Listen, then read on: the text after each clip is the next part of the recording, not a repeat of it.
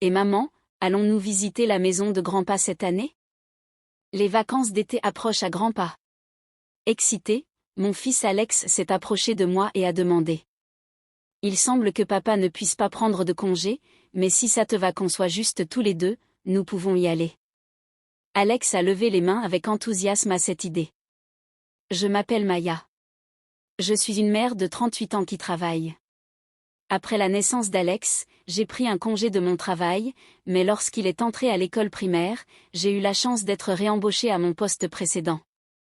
Je travaille maintenant principalement de chez moi. Maintenant qu'il est en 5e, Alex a beaucoup mûri. Je pense à ma carrière en ce moment et à la direction à prendre.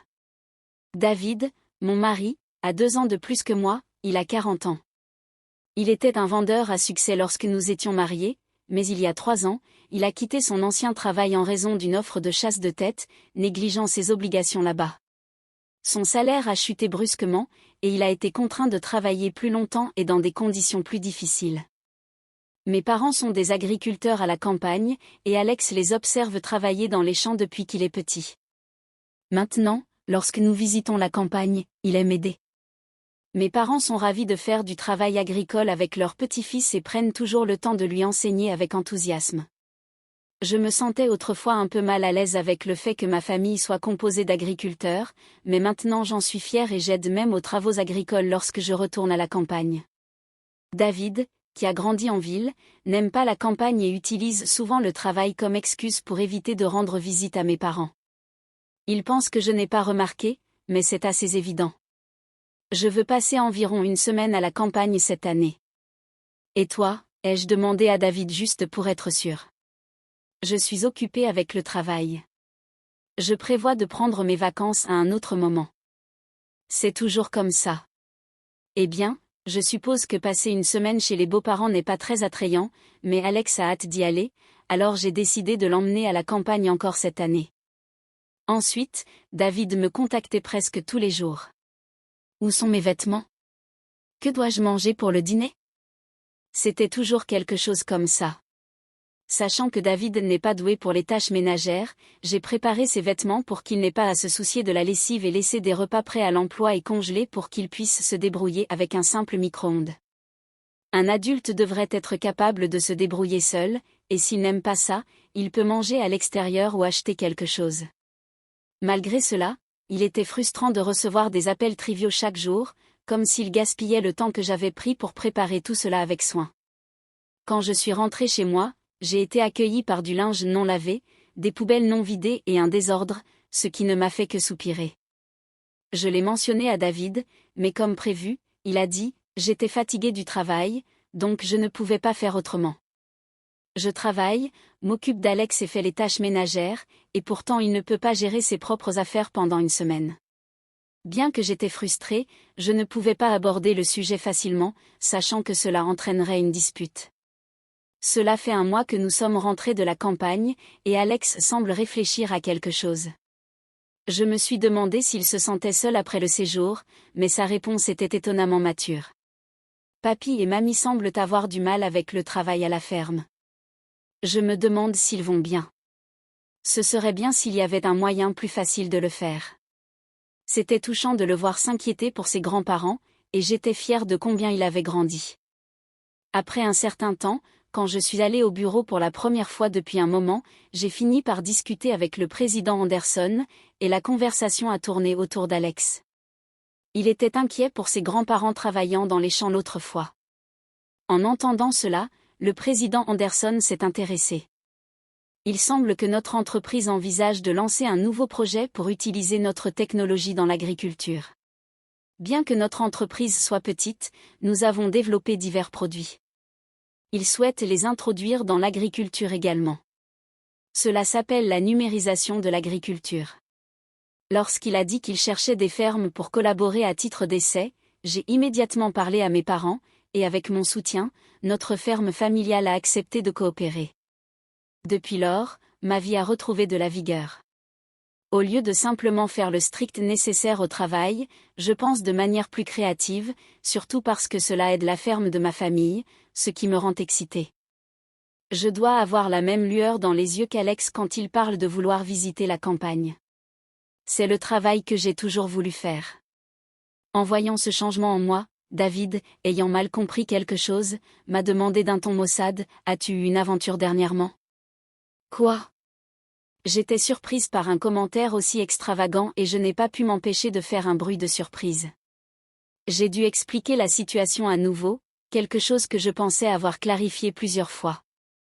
Ce n'est pas une aventure. Je suis passionnée par mon travail. J'ai parlé à David de mon travail, mais ses réponses sont toujours juste des « HM ». Mais cette fois, de manière inhabituelle, il a souri avec mépris et a dit « Oh, alors tu deviens fermière maintenant ». J'ai toujours été irritée par le mépris de David pour l'agriculture et la campagne, mais je n'ai jamais envisagé de le quitter, pensant qu'il est mieux pour Alex d'avoir ses deux parents ensemble. Cependant, le changement peut survenir de manière inattendue. Quelques mois plus tard, j'ai décidé de quitter mon travail et de créer ma propre entreprise. Mon désir de poursuivre mes propres projets a grandi, et après en avoir discuté avec mon entreprise, nous avons convenu que je deviendrais indépendante tout en restant en partenariat avec eux. Bien que j'aie discuté de cela avec David auparavant, quand est venu le moment de quitter mon travail, cela a provoqué un bouleversement majeur. Quand David est rentré du travail, je l'ai abordé. Bienvenue à la maison. Comme je te l'ai dit, j'ai démissionné aujourd'hui. Je me suis assurée de signaler cela à David à nouveau. Ensuite, David m'a soudainement lancé un regard furieux. Quoi? Tu as vraiment démissionné? Pourquoi? Tu prévois de devenir une patate de canapé? Un instant, je n'ai pas compris ce qu'il disait. Sans réfléchir, j'ai failli balancer quelque chose pour le blâmer. Après tout ce que j'ai expliqué, tu veux dire que tu n'as rien entendu? Qui a parlé de ne pas travailler? Écoute, je t'ai dit que je ne quittais pas mon travail. Je deviens indépendante. Indépendante, hein? Ça ressemble à une excuse pratique. Tu traînes à la maison avec ton ordinateur portable, et je ne peux jamais dire si tu travailles ou si tu joues juste. Et maintenant tu dis que tu deviens indépendante, probablement juste pour continuer à jouer sur ton ordinateur et prétendre travailler. Les mots de David étaient incroyables.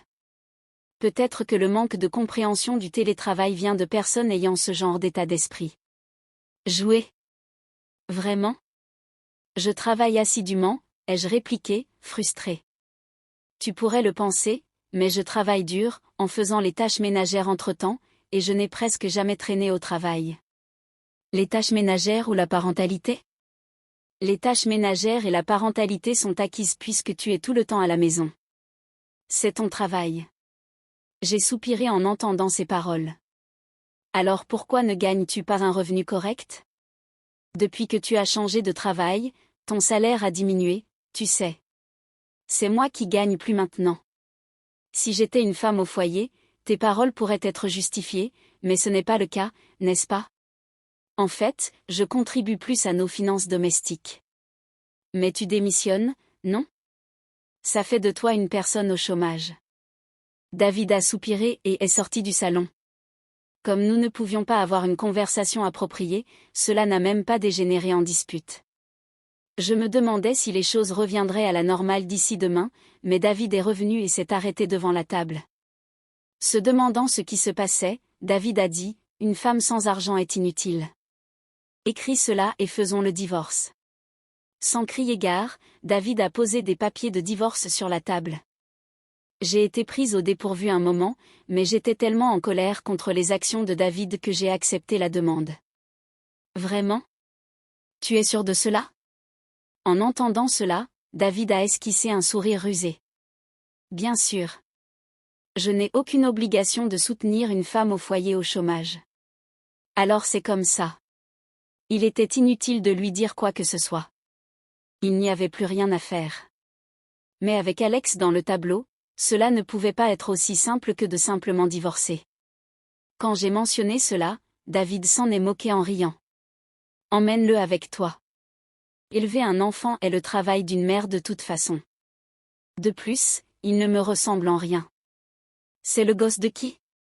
Je n'en croyais pas mes oreilles. David avait progressivement cessé de jouer avec Alex, et maintenant il parlait à peine. Mais je n'avais jamais imaginé qu'il dirait une telle chose. Comment peux-tu dire cela? Il est indéniablement ton fils. Tu dis ça juste parce que tu veux une pension alimentaire, n'est-ce pas? Sentant l'insulte, j'ai élevé la voix. Alors vas-y, fais un test ADN ou ce que tu veux. Mais si c'est prouvé que c'est ton fils, tu sais ce que cela signifie, n'est-ce pas? Très bien. S'il est prouvé, je paierai la pension alimentaire ou ce qu'il faut. Bien que ce soit difficile pour Alex, il devait changer d'école à partir de la nouvelle année scolaire. Nous vivrions chez mes parents et Alex irait à l'école là-bas.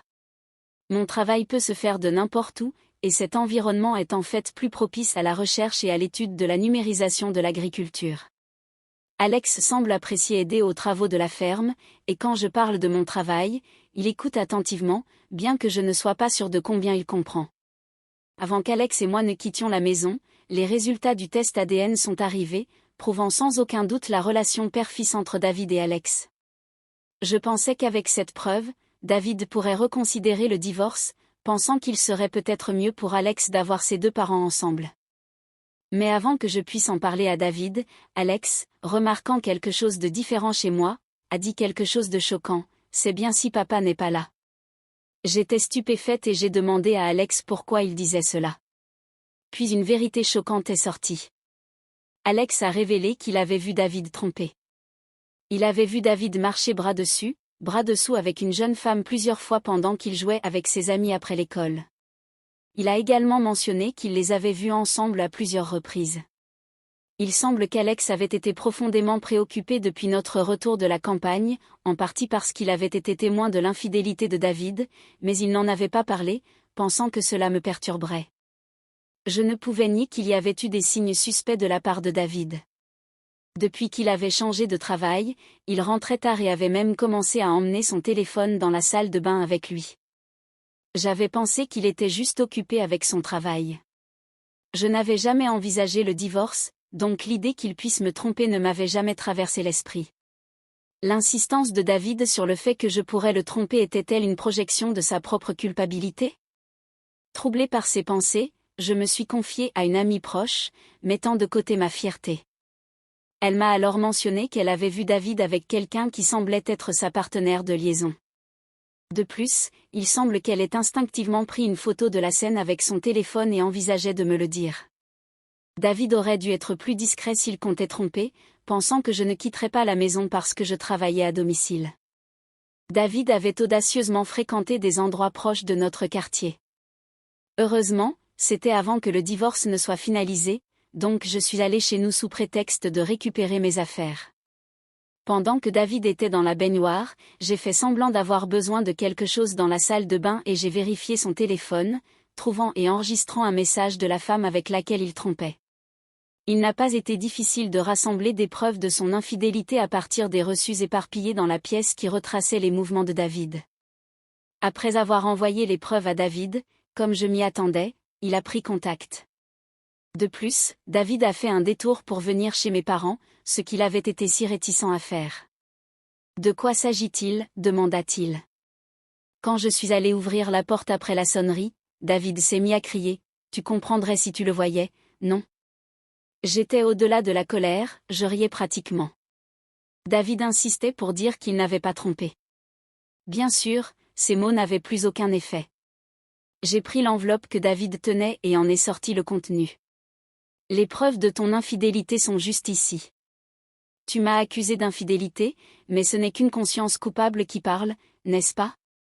Et ton aventure était avec quelqu'un de notre ancienne entreprise. Il s'avère qu'elle est mariée à un type qui était ton collègue. Tout ce discours sur être chassé pour un nouveau travail, mais nous savons tous les deux que tu avais juste besoin d'une échappatoire après que les choses sont devenues trop chaudes à gérer. Je n'aurais jamais pensé que ces soirées tardives au bureau étaient en fait des rendez-vous. Soupirant, je parlais, et David me lançait un regard noir. Tout cela est inventé. Des photos comme celle-ci peuvent être facilement falsifiées. C'était tellement absurde que je n'avais même pas l'énergie pour riposter. Bien sûr, elle pourrait être falsifiée, mais celle-ci est authentique. Pourquoi serait-ce le cas? Je n'ai pas assez de temps pour faire des photos truquées, et c'est moi qui ai obtenu ces preuves. Il semblait qu'ils se considéraient comme les véritables partenaires l'un de l'autre, ayant confondu leurs conjoints. Si tel était le cas, ils auraient dû divorcer, mais ils ne voulaient pas divorcer de moi parce que cela signifierait moins d'argent à dépenser librement pour lui. L'assurance de David cette fois venait de sa conviction que j'avais été infidèle par le passé et qu'Alex n'était pas son enfant. Être influencé par sa partenaire de liaison l'avait conduit à douter de la paternité. Si tu peux douter de moi si facilement, alors chercher le divorce doit en effet être le bon choix. De toute façon, nous allons divorcer. Nous sommes déjà séparés, donc il ne devrait y avoir aucun problème. David avait l'air sévère, mais je me contentais de rire. Il pourrait y avoir quelques inconvénients avec le désordre à la maison en ce moment. Tu ne peux même pas utiliser la machine à laver, et tu ne sais pas comment sortir les poubelles.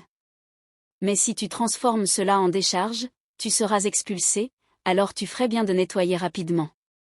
Je ne veux pas aller dans un endroit comme ça, donc je ne reviendrai jamais dans cette maison. Tu ferais mieux de travailler dur avec ta partenaire de liaison.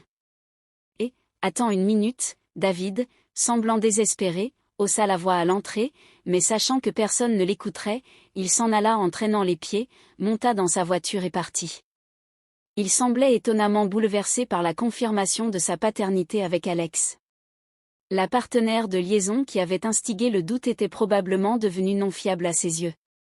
Par la suite, mon divorce avec David a été finalisé sans problème. L'appartement où nous vivions est devenu inabordable, ce qui a conduit à leur expulsion. Maintenant, ils ont emménagé dans un appartement délabré, que la partenaire de liaison semble ne pas apprécier, mais n'ayant pas d'autre endroit où aller, ils vivent ensemble par nécessité. J'adore ce que je fais chaque jour, et mon travail a vraiment décollé. Je n'avais jamais rêvé que mes études aideraient la ferme familiale lorsque je suis partie à New York pour travailler dans l'informatique, mais c'est comme un rêve. Mes parents ne sont plus physiquement accablés par leurs heures de travail à la ferme, grâce à l'implémentation de l'informatique. Malgré mes inquiétudes qu'il ne s'intègre pas, Alex a eu un heureux premier jour de collège aujourd'hui. Même s'il adore encore la ferme, il a récemment commencé à vouloir en savoir plus sur les ordinateurs et à montrer un intérêt pour mon entreprise. Bien que je sois une mère dévouée, je suis enthousiaste pour son avenir.